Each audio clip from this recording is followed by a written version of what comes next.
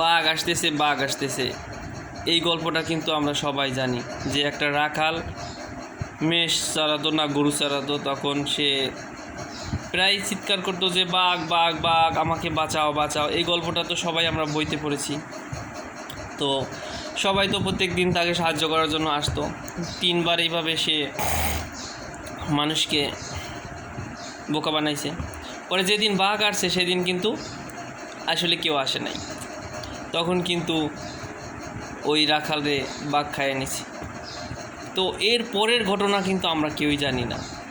এর পরে যেটা হয়েছে, বাঘ একদিন তো মানুষ খায়া মজা পাইছে। পরে আস্তে আস্তে সে গ্রামের ভিতরে ঢুকছে, একজন মানুষ নিচে খায়া লাইছে। আস্তে আস্তে গ্রামের ভিতরে ঢুকছে, একদিন একজন মানুষ খায়া লাইছে।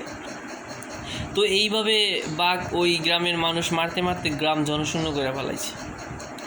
তো এরপরে মানুষ ভাবলো যে ওই যে ছেলেটা যে বাঘ বাঘ চিৎকার করছিল, আমাদের ওই দিনই তাকে সাহায্য করা উচিত ছিল, কারণ তাইলে আমাদের গ্রাম আজকে জনশূন্য হইতো না।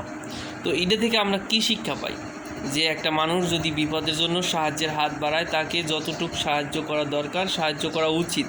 তাহা না হলে এই যে বাঘ আসবে, গ্রাম থেকে একজন মানুষ নিয়ে যাইবে, গ্রাম জনশূন্য হয়ে যাবে, পরে আপনি একাই থাকবেন। ঠিক আছে?